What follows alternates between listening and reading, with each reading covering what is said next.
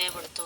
July 6ನೇ ತಾರೀಕಿಂದ ನಮಗೆ ಆಷಾಢ ಶುರುವಾಗುತ್ತೆ. ಆಷಾಢವನ್ನು ನಾವು ಶೂನ್ಯ ಮಾಸ ಅಂತ ಕರಿತೀವಿ. ಈ ಶೂನ್ಯ ಮಾಸದಲ್ಲಿ ಯಾವುದೇ ಶುಭ ಕಾರ್ಯಗಳನ್ನು ಮಾಡೋದಿಲ್ಲ.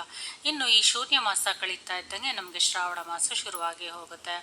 ಆಗಸ್ಟ್ 5ನೇ ತಾರೀಕಿನಿಂದ ಶ್ರಾವಣ ಮಾಸ ಶುರುವಾಗುತ್ತೆ. ಶ್ರಾವಣ ಮಾಸ ಶುಕ್ಲ ಪಕ್ಷ 2ನೇ ಶುಕ್ರವಾರ ಎಲ್ಲರಿಗೂ ತಿಳಿದಿರೋ ಹಾಗೆ ನಾವು ವರಮಹಾಲಕ್ಷ್ಮಿ ಹಬ್ಬವನ್ನು ಪ್ರಾರಂಭ ಮಾಡ್ತೀವಿ.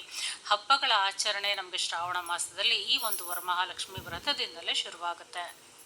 ಈ ವರ್ಷ ನಮಗೆ ಶ್ರಾವಣ ಮಾಸ ಶುಕ್ಲ ಪಕ್ಷ 2ನೇ ಶುಕ್ರವಾರ ಆಗಸ್ಟ್ 16ನೇ ತಾರೀಕು ಬಂದಿದೆ. ಅಂದರೆ ಆಗಸ್ಟ್ 15 ಇಂಡಿಪೆಂಡೆನ್ಸ್ ಡೇ ನೆಕ್ಸ್ಟ್ ಡೇನೇ ನಮಗೆ ಒಂದು ವರಮಹಾಲಕ್ಷ್ಮಿ ವ್ರತ 2ನೇ ಶುಕ್ರವಾರ ಬಂದಿದೆ.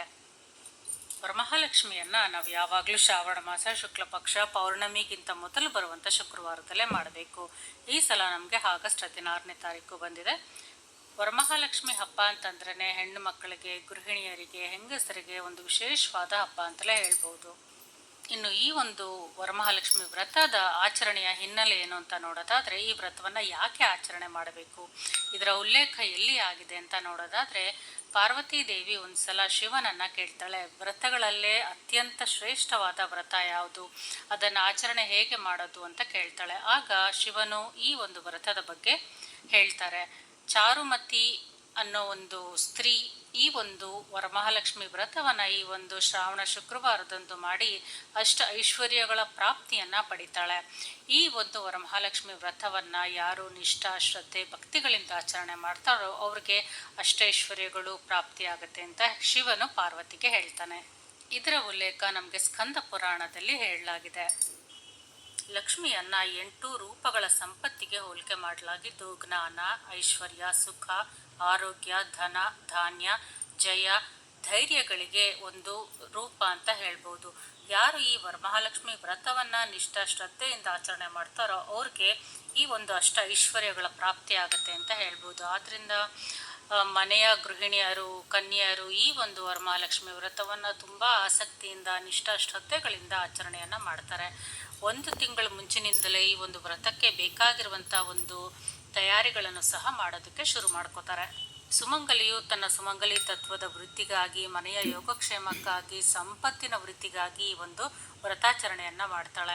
ಅದೇ ಕನ್ಯೆಯರು ಅವರಿಗೆ ಒಂದು ಒಳ್ಳೆಯ ವರ ಸಿಗಬೇಕು, ಒಂದು ಒಳ್ಳೆಯ ಜೀವನವನ್ನು ರೂಪಿಸ್ಕೋಬೇಕು ಅನ್ನೋ ದೃಷ್ಟಿಯಿಂದ ಈ ಒಂದು ವ್ರತವನ್ನು ಮಾಡ್ತಾರೆ. ಮನೆಯ ಯಜಮಾನರು ಸಹ ಅವರ ಮನೆಯ ಅಭಿವೃದ್ಧಿಗಾಗಿ ಈ ಒಂದು ವ್ರತವನ್ನು ಆಚರಣೆ ಮಾಡ್ತಾರೆ. ಮನೆಯ ಯಾವುದೇ ಸದಸ್ಯರಾದರೂ ಸರಿ ಈ ಒಂದು ವ್ರತವನ್ನು ಖಂಡಿತವಾಗ್ಲೂ ಆಚರಣೆ ಮಾಡಬಹುದು. ಇನ್ನು ಈ ವ್ರತವನ್ನು ಸರಳವಾಗಿ ಆಚರಣೆ ಮಾಡೋದು ಹೇಗೆ ಅಂದರೆ, ಮನೆಯಲ್ಲಿ ಲಕ್ಷ್ಮೀ ವಿಗ್ರಹ, ಲಕ್ಷ್ಮೀ ಫೋಟೋ ಇದ್ದರೆ ಅಥವಾ ಒಂದು ಕಳಶ ಸ್ಥಾಪನೆಯನ್ನು ಮಾಡಿಕೊಂಡು ಲಕ್ಷ್ಮಿಗೆ ಒಂದು ಕುಂಕುಮಾರ್ಚನೆಯನ್ನು ಮಾಡ್ತಾ ಅಷ್ಟೋತ್ತರ, ಅಷ್ಟಕ, ಲಕ್ಷ್ಮಿಯ ಶತನಾಮಾವಳಿಯನ್ನು ಹೇಳ್ಕೊಳ್ತಾ ನೈವೇದ್ಯವನ್ನು ಸಮರ್ಪಣೆ ಮಾಡಿ ಲಕ್ಷ್ಮಿಯ ಪೂಜೆ ವ್ರತವನ್ನು ಮಾಡ್ಬೋದು. ಸಾಧ್ಯವಿರುವಂಥವರು ಈ ದಿನ ಉಪವಾಸವನ್ನು ಸಹ ಮಾಡ್ಬೋದು. ಸಂಜೆ ಮುತ್ತೈದೆಯರನ್ನು ಕರೆದು ಅರಿಶಿನ, ಕುಂಕುಮ, ತಾಂಬೂಲವನ್ನು ಸಹ ಕೊಡಬೇಕು. ವರಮಹಾಲಕ್ಷ್ಮಿ ವ್ರತದ ದಿನ ಒಂದು ಒಳ್ಳೆ ಮುಹೂರ್ತ ವ್ರತ ಮಾಡೋದಕ್ಕೆ ಅಂತ ನೋಡೋದಾದರೆ ಬ್ರಾಹ್ಮಿ ಮುಹೂರ್ತ. ಬೆಳಗ್ಗೆ 3 ಗಂಟೆಯಿಂದ 6 ಗಂಟೆ ಒಳಗಡೆ ನೀವು ಈ ಒಂದು ವ್ರತವನ್ನು, ಒಂದು ಲಕ್ಷ್ಮಿ ಕಳಶವನ್ನು ಸ್ಥಾಪನೆ ಮಾಡಿ ಪೂಜೆ ಮಾಡ್ಬೋದು. ಅದು ಸೂರ್ಯೋದಯಕ್ಕೆ ಮುಂಚೆ. ಅದು ಬಿಟ್ಟರೆ ನಿಮಗೆ 6 ಗಂಟೆಯಿಂದ 8 ಗಂಟೆ ಬೆಳಗ್ಗೆ ತುಂಬ ಒಳ್ಳೆಯ ಮುಹೂರ್ತ ಅನ್ನೋದು ಇದೆ. ಆ ಟೈಮಲ್ಲೂ ಸಹ ನೀವು ವ್ರತಾಚರಣೆ ಮಾಡ್ಬೋದು. ಅದು ಬಿಟ್ಟರೆ ನೀವು ಬೆಳಗ್ಗೆ 10:30 ಒಳಗಡೆ ನೀವು ವ್ರತಾಚರಣೆಯನ್ನು ಮಾಡಿ ಮುಗಿಸ್ಬೇಕು. 10:30 ಮೇಲೆ ರಾಹುಕಾಲ ಶುರುವಾಗುತ್ತೆ. ಬೆಳಿಗ್ಗೆ ನಿಮಗೆ ವ್ರತ ಮಾಡೋದಕ್ಕೆ ಸಾಧ್ಯ ಆಗಲಿಲ್ಲ ಅಂದರೆ ಸಂಜೆ 6 ಗಂಟೆ ಮೇಲೆ ವ್ರತವನ್ನು ಆಚರಣೆ ಮಾಡ್ಕೋಬೋದು. ಇನ್ನು ಈ ವ್ರತವನ್ನು ಈ ದಿನಾನೇ ಆಚರಣೆ ಮಾಡಬೇಕು. ಅಂದರೆ ಶ್ರಾವಣ